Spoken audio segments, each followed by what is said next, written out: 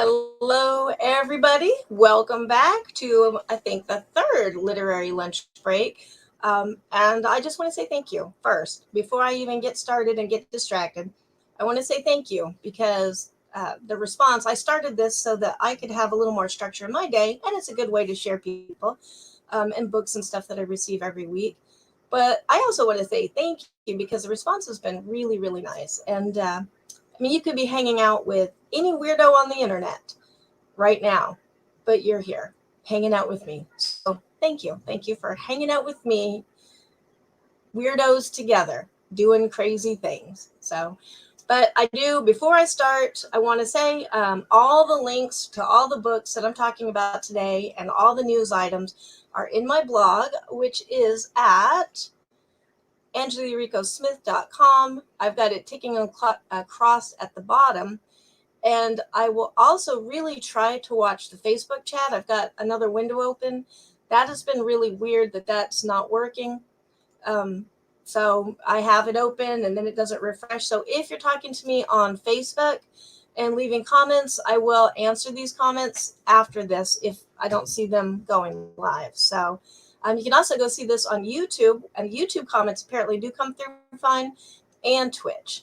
But let's get into it and share the stuff that happened this week, which there is a lot of news, really good news.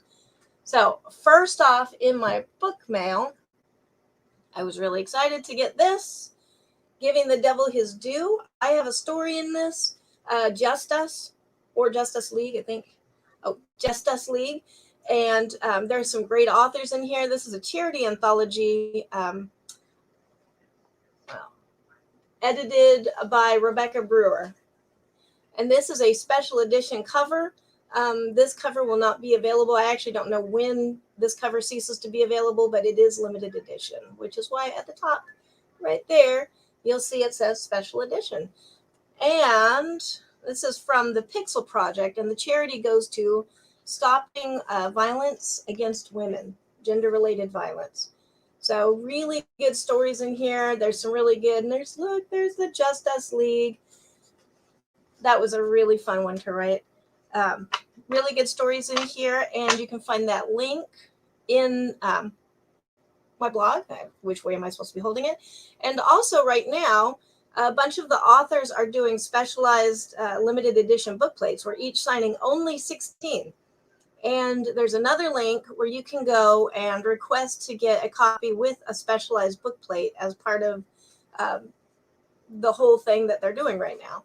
So, like I said, only 16 of these, and I said I would ship mine worldwide. So, and you can pick from the different authors in the book. I think just about everybody's doing that. So, Giving the Devil His Due, all about justice for just us. So, and I was really excited to get that. I always forget that I'm going to get a contributor copy. But when I went to order a copy this week, they were sold out on Amazon. So I freaked out a little bit, and then it came in the mail. So just trust fate. So yes. And I talked about the book plates, which is awesome. And look, I'm going to go look at Facebook chat. We're all good. Okay. There's a lot of things to keep track of doing this, which is fun because I do love to multitask. All right, next book. This is actually a gift, which is good because I have been blowing my book budget lately. This is from my mom, and she sent me A Chilling Tale of Shave Ice. I'm probably saying this wrong, Mrs. Sugihara Haunts a Village by Glenn Grant. And this looks kind of like, a little bit like the books that R.L. Stine does. I cannot remember what they're called right now, but a huge series. Goosebumps. This kind of reminds me of like Asian Goosebumps, but I love the art in here. The art was just really fantastic. Just really, really love this art. Like I would hang that on my wall. I really, really dig that. And then at the end of it, I thought it was very cool. There's a glossary of terms, and it's Chinese terms, Japanese terms, Hawaiian terms, and Pidgin terms in there. The different languages of Hawaii, they're kind of mixed up and used together. So, yep, this is a gift from my mom. Really looking forward to reading it and reviewing it. I'll probably be reviewing it in October because I'm trying to get like more of the spooky books. So, A Chilling Tale of Shave Ice. Mrs. Sugihara Haunts a Village by Glenn Grant. Oh, that's really shiny cover. All right. So thank you to my mother for sending me that one. She got that book at the Okinawan Hawaiian Virtual Festival. So that was super cool. Next up, I have been so excited to see this or to get this in the mail. I actually had this on my list of books to order like ages ago. And then, of course, in the huge glut of ordering books, it got missed. So I'm glad I remembered it. This is The Shadow Book of Ji Yun, the Chinese classic of weird true tales, horror stories, and occult knowledge by Yun Ji, translated by Yi Izzy Yu. And I apologize if I'm saying any names wrong. Oh, and John Yu Branscombe. Sorry. Super excited to read this. The cover on this, like the blurb, let me read this for a second. Imagine if H.P. Lovecraft were Chinese and his tales were true. Or if a national political figure like Benjamin Franklin, who was also a paranormal investigator, God, that's like the dream come true. Benjamin Franklin as a paranormal investigator, somebody needs to write that. One who wrote up his investigations with a chilling storytelling flair that reads like a combination of Frank Kafka. Wow, my eyes, I cannot read. So anyways, rather than torture you any longer with me trying to read, I do not do well with white print on a dark background. The Shadow Book of Ji Yun. I'm super excited to get into this. And I'm actually going to try to review this one, get this read and reviewed for Halloween.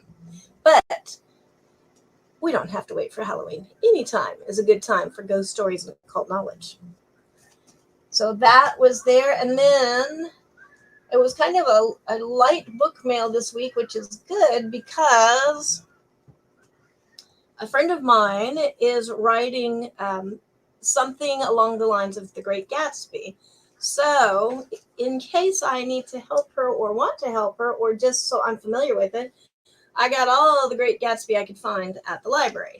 I got the movie, which we all know I probably won't really watch, but I'll try. Got the book, which I've never read. I love classics. I've read a ton of classics. Somehow I've never read The Great Gatsby. This is a graphic novel adaptation.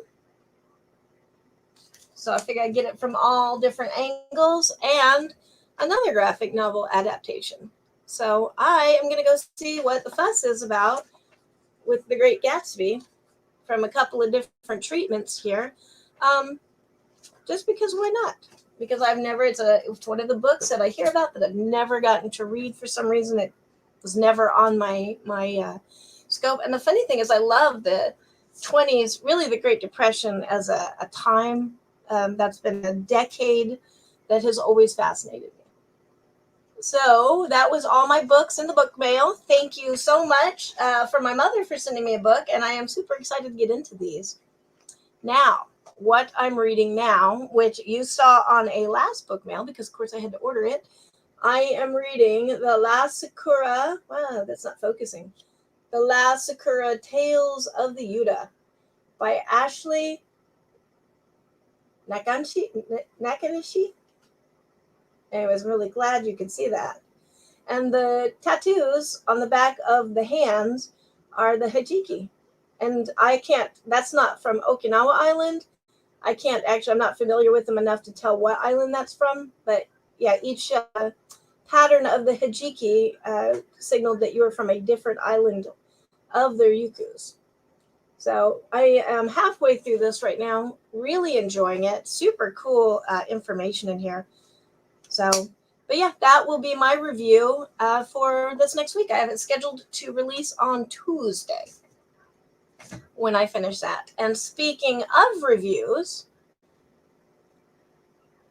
I have the book I reviewed this week, Oriental Fata and Son by Lee A. Tanucci. Significant moments in the life of Oriental Fata and Son. One Hawaii Okinawa Journal. And this is a poetry book, really good collection. One of the most interesting things about it is that he writes it all in Pidgin, which is Hawaiian Creole, which is really, really cool. That's why it's Oriental Fada and not father. Um, and he's an advocate for that, which I think is cool. But he talks a lot about the Okinawan Hawaiian culture and what it's like to be Asian there. The hijiki tattoos are in here in several places. I wish I had marked the poem. I mean, there's many poems I loved in here, but there was one that I just absolutely loved. And I quoted it in my review, and I forgot to mark it for this. But yeah, I thought it was really cool because he's got some interesting things like this in here too. And he just talks about the state of what it was like, or what it is like, to be Okinawan in Hawaii and Asian.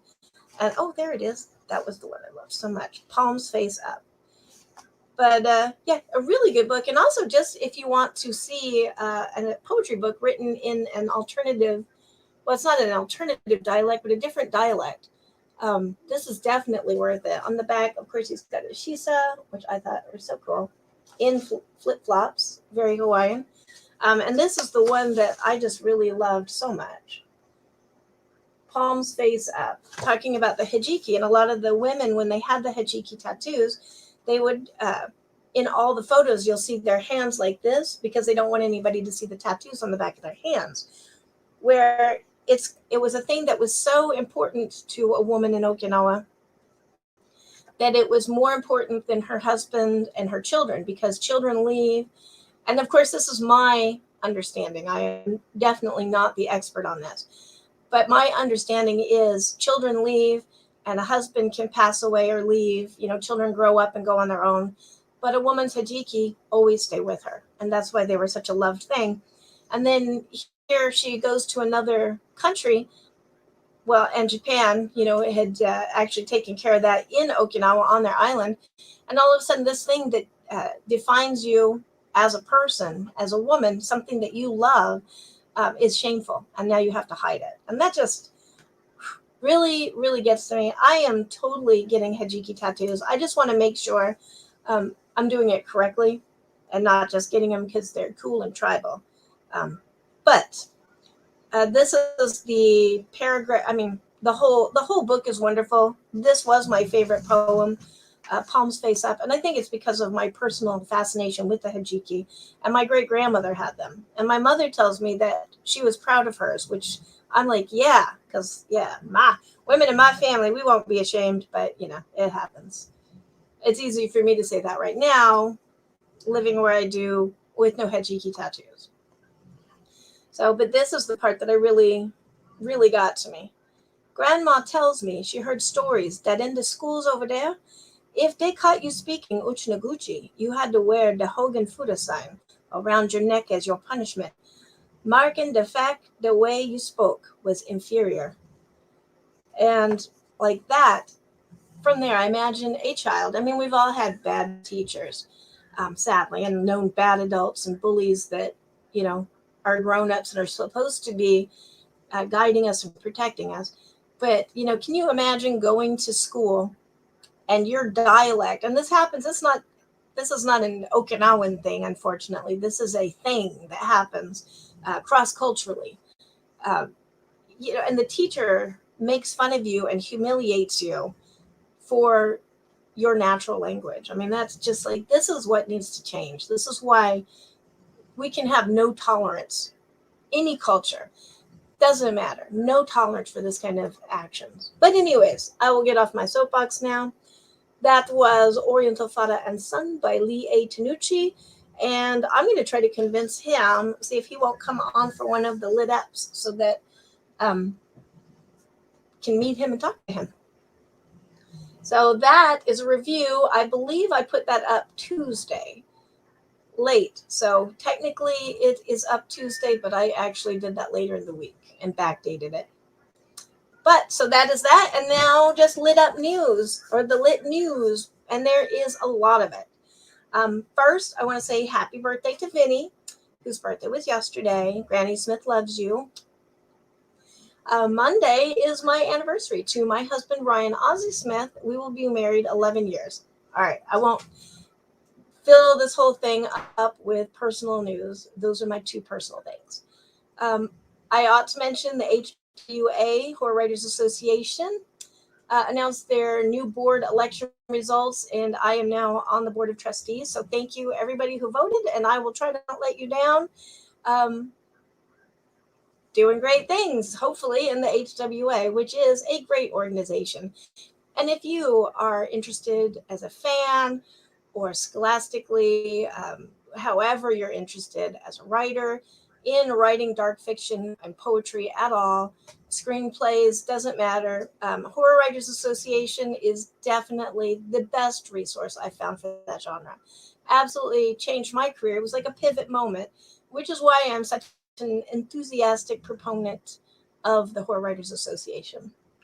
So thank you, everybody who voted, and I'll try to do a good job. You got me for 2 years. 2 years. I will try to not screw up for 2 years. So next, this is kind of scary news, talking about like dark, but this is reality. New books will be hard to come by for the rest of the year. That link to that news article is in my blog, which I am scrolling down here so that it's easy to find. That's a report that I read that said because of a number of factors, the pandemic, worker shortages, that means there's paper shortages, all of these things coming together, even after they get the book made, shipping it is turning into a huge issue. So there's a warning going out for anybody who, like small publishers, authors, indie authors. If you plan on having a stack of books to give away around Christmas, you need to order those early, because apparently, and I'm just secondhand news. I'm not in the know, but what I'm reading is it is going to be really hard to get books by the end of this year. So, and that's just one of the shortages I was talking about. But, hey, as long as I can get coffee and books, I'm okay. But so books are threatened. I need to know. And so that link, like I said, is on my blog if you want to find out more about that. I think that's pretty terrifying thought. What if, I'm not even going into the what ifs. Next bit of news, I thought this was cool. What causes a creative hot streak? A new study found that it often involves these two habits. I'm not going to make this clickbait. I will tell you, it's exploration and exploitation. And to explain that a little bit, it's, those times when you're just kind of meandering around and exploring something that makes zero sense to you. For me lately, it's been the stylophone. Yes, I actually bought a stylophone, and you can Google what a stylophone is. It's pretty cool. David Bowie played one. So, and you can do a lot of really cool non-musician things with them, which I am not a musician. So that's been my latest crazy exploration. And then how will I exploit it? Which I actually don't like the term exploited. I think implement is a better way to say it. But they're probably trying to do the alliteration with the two E's. But how will I implement it? I don't know. I have to get it in the mail first and explore it and play with it. And then I might do musical haiku or something. No idea. But the point of that is that they have found this pattern that artists, well, say successful artists or renowned, that's a good way, because all artists are successful. But renowned artists have all gone through this pattern of exploration and then exploitation, meaning they go off on a tangent and they explore a whole bunch of stuff that kind of doesn't seem related. And then, boom, they start creating with it, which I think is implementation better than exploitation. But I realized that I do that all the time. I constantly am going off on little weird tangents about something, and then I will bring that back, and suddenly that is going into my work, and it's just the exact angle I needed. As well as it just allows you to be more creative. Back at the beginning of August, I had gotten just, dried up inside is a good way to put it. I was doing too many things, pushing out too many projects. And I just got to where it was really hard to think of anything new or just daydream. So I took a day off and I did nothing but wood burned some shisa on a old cutting board that I had.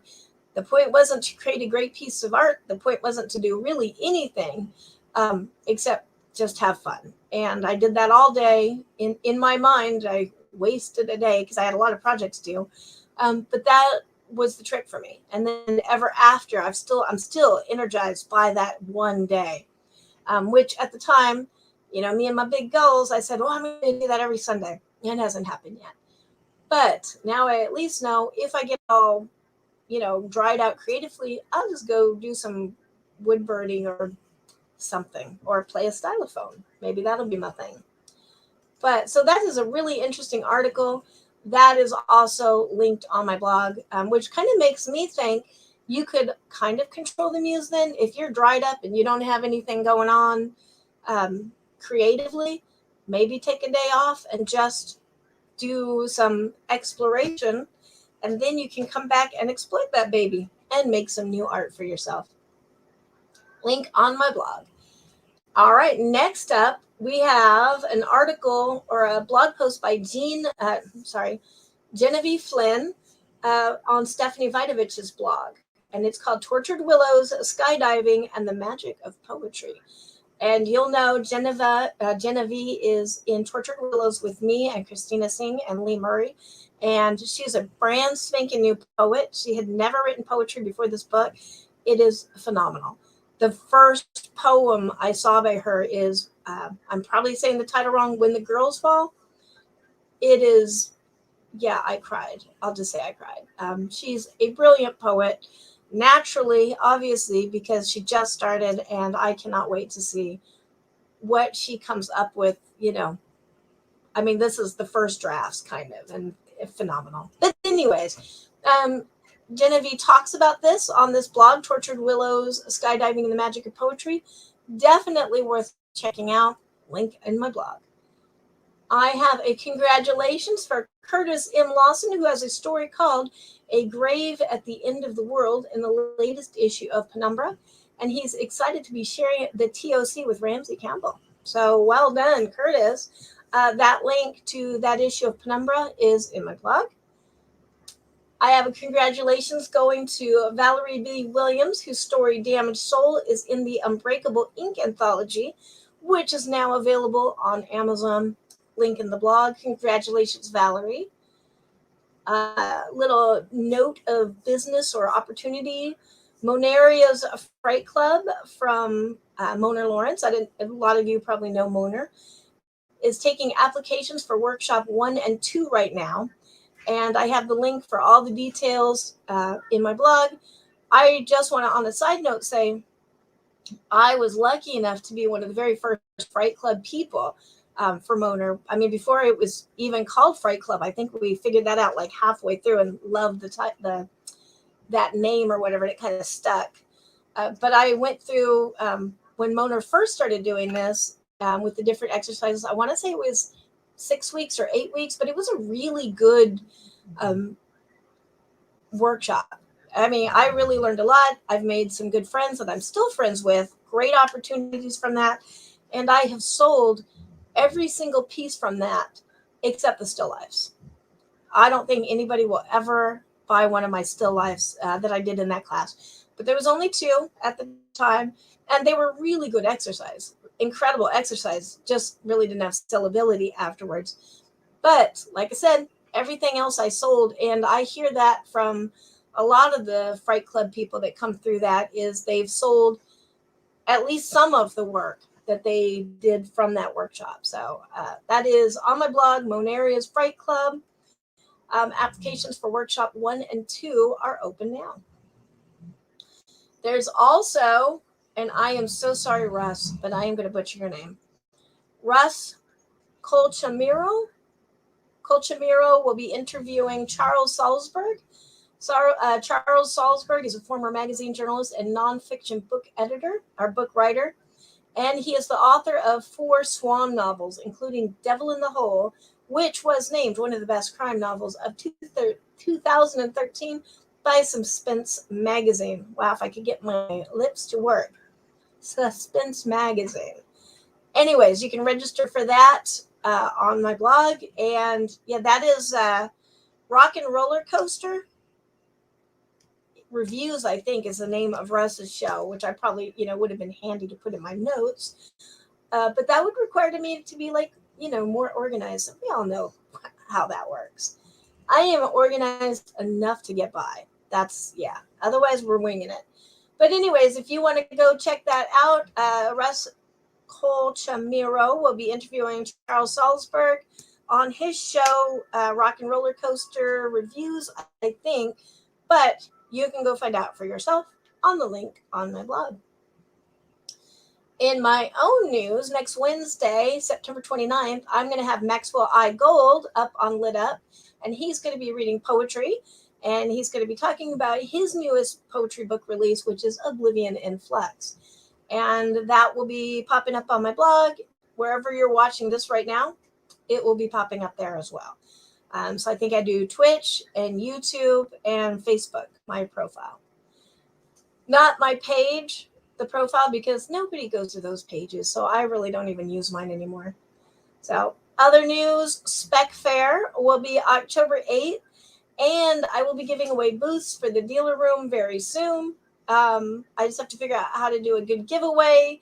So if anybody knows of any kind of giveaway widgets or anything, let me know, because I really don't know how to do that, but I'll figure it out.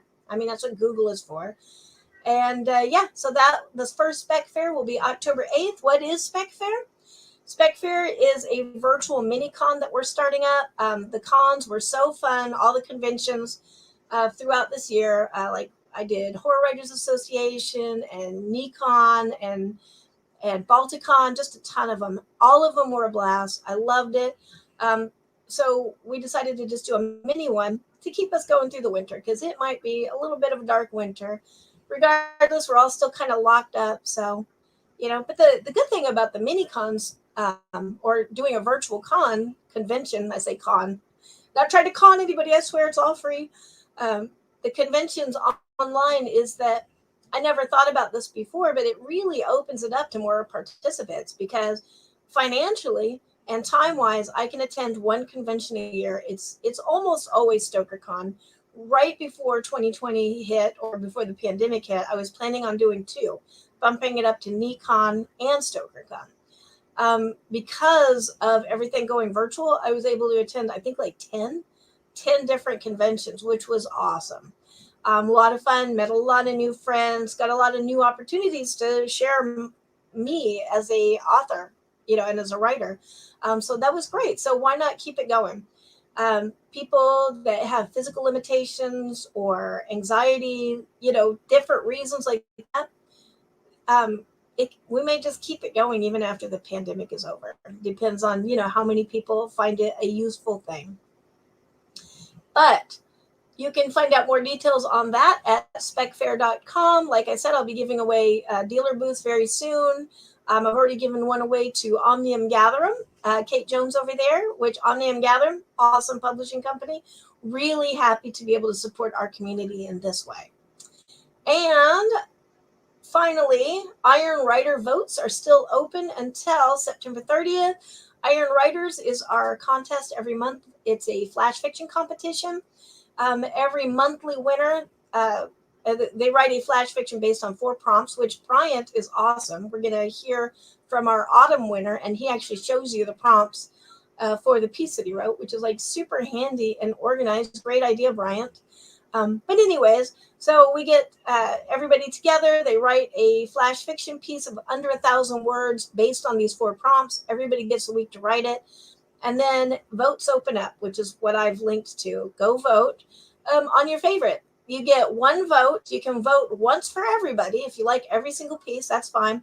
But you can't vote more than once for anybody. And that's so that we avoid the somebody sharing it on like a freebie site, go vote for me kind of thing. We want it actually to be people that are reading these and interacting and loving these stories. So Briant already won one. I want to say July, but I could be wrong. And so he went on to compete in the quarterly competition, won that. So now he's the autumn champion. And he will be competing now in the year competition, where one person will be named Iron Writer. And we are starting to get organized enough to have prizes. One of them is going to be a dealer booth at the next spec fair. And I'm thinking the grand prize might be that I actually help publish, go over a manuscript with our champion of the year and work with them to get their work published in a book of some sort, however, whatever they're writing. Do the editing, the layout, the cover, the whole bit. I'm thinking that might be a good prize, but still thinking about it. Don't hold me to that. Got to make sure there's no loopholes and crazy stuff, or somehow I would be, doing that wrong or insulting somebody, or, you have to be careful. I apologize. I have not been looking at chat like I promised, so I will go back and answer all that in just a minute. In my defense, I try not to be perfect because I don't want everybody else to feel bad. Okay, yeah, that's my excuse. We're going to just go with that. And to close up, that was all the lit news. That was all the lit news that I know of. Not all the lit news, but all the ones that I know of this week. If you find a really good article or something you should, think everybody should know, like, oh my God, we're not going to have books. Like, we have to order our books now for December book signings and giveaways. Let me know, and I'm happy to share it. And to close out, we're going to listen to Briant Laslo reading Vibrancy, which is his autumn championship. The next Iron Writers will open up on the 1st. There will be 4 more prompts up, free to do it, free to compete. And it's just a lot of fun. Your work goes up. You have all the rights to your work, so it's shared there, but you can go on and republish. You can do whatever you want, because the point of it is to get practice, to be able to share our work with more people faster, and just build community and support each other, because that's what it's all about at the end of the day. So thank you so much. I will be back next Saturday with another literary lunch break. This video of Brian's, just this video, will be playing again on Wednesday, I think. And I will have an interview up on my blog about him as the Autumn Champion 2021. And so congratulations, Briant. I really love the story. And hearing him read it is wonderful. Thank you, everybody, for being here. And yeah, I'll see you next week. Bye-bye. My name is Briant Laslo, and this is a reading of my story Vibrancy, which was the winner of the Autumn Quarterly competition for the Iron Rider Challenge. The Iron Rider Challenge is a monthly contest where authors have 7 days to create a flash fiction story that incorporates 4 prompts. Here are the 4 prompts that were used for the quarterlies.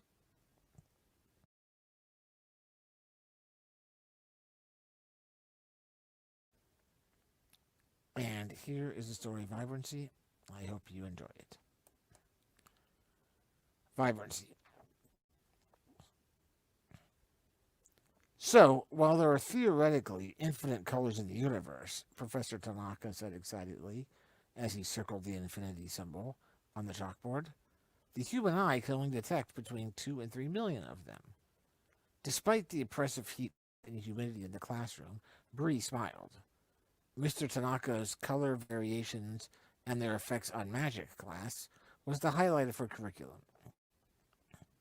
Even though every day more and more people believed the world was ending, it was inspiring to see someone exuberantly sharing knowledge about something they obviously loved. And this is the truly awesome thing about color variations, Tanaka said, turning towards the class and pointing over his shoulder to a bar graph of subtly changing hues. For every one of those fluctuations in pigmentation, there is some effect on the spell you are casting. Every single one, whether the human eye can detect it or not. Someone sitting in front of Bree raised their hand. Yes, Inspector Gadget, go. Tanaka was famous for giving his students nicknames, which were exclusively cartoon characters from the 80s and early 90s. Does that mean that if there are unlimited colorations available, Inspector Gadget began? Precisely, Tanaka cut him off. There's an unlimited number of variations for any spell you learn. This is why studying color variations is, without exception, the most important aspect of spellcasting you will learn. He moved over to one of the dozen or so electric fans, straining to keep the air circulating in the room. If only we had more time to learn, he whispered more audibly than he had intended. Professor? Bree raised her hand. Yes, Shira, you have the power, Tanaka pointed at her. Does that mean that you agree with what some people are saying? That the world is ending? That Armageddon, the apocalypse, the descent, whatever you want to call it, is real and is happening right now? Tanaka raised his shoulders in the shrug of a man who had been asked a question that he honestly did not know the answer to. There are certainly signs that could be interpreted as such. He moved away from the fan. Our Earth seems to be descending into some sort of terminal event horizon. The climate is becoming less habitable day after day. Forget about year after year. The minds of more humans are becoming closed to not just reality, but possibility itself. And a mind that is not open to possibilities exists in a reality without hope. So, then you think there is no hope? Bree asked after a momentary silence. I didn't say that, Tanaka smiled. Did I say that? Did you hear me say that, Lionel? The professor pointed at someone further back in the room. No, I don't think so, a voice hesitantly answered. Despite the significance of the conversation, the room was unable to refrain from laughter. No, the professor clapped his hands together. I did not. For you see, my mind is open to possibilities. Indeed, it is filled with them.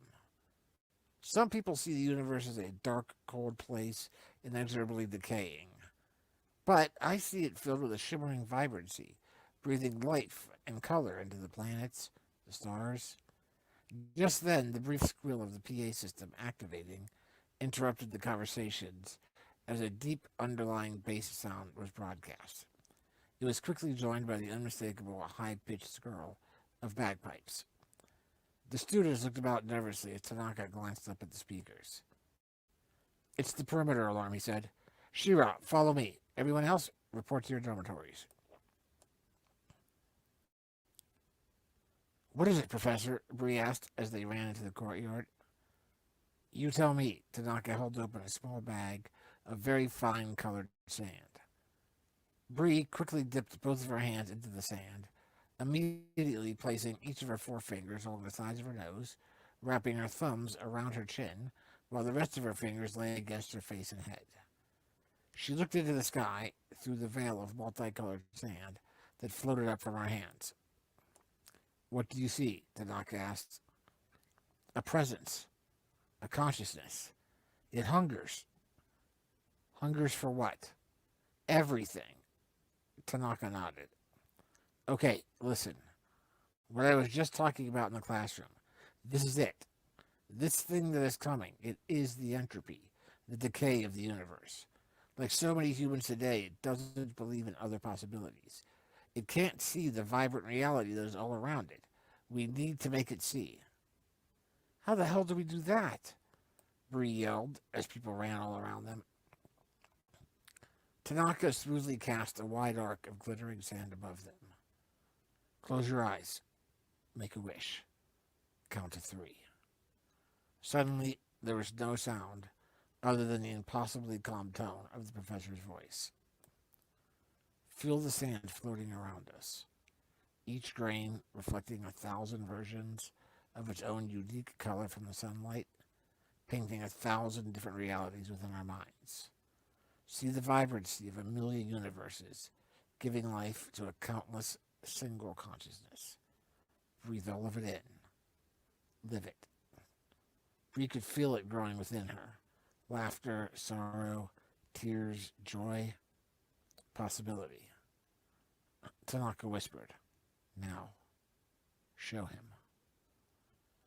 Bree opened her eyes, and it seemed like the fabric of existence imploded around her into absolute darkness for just a moment before exploding like an atom bomb. Bree was certain she could see infinite colors. As the colors faded and her eyes returned to a mere 2 or 3 million variations, Bree realized that she was not sure where she was any longer. But there was a figure silently sitting before her. "What are you?" she whispered. "I am the end," it spoke softly. "I have always been the end." "Then why am I still here, talking to you?" The figure looked up at her, sharp cobalt blue eyes the only feature visible from its otherwise dark silhouette. Exhaled, and a single word became Bree's entire reality: possibility. Thanks for listening, everyone. Hope you all continue to enjoy the Iron Writers Challenge as it goes throughout the year, and look forward to seeing you all again sometime. Bye bye.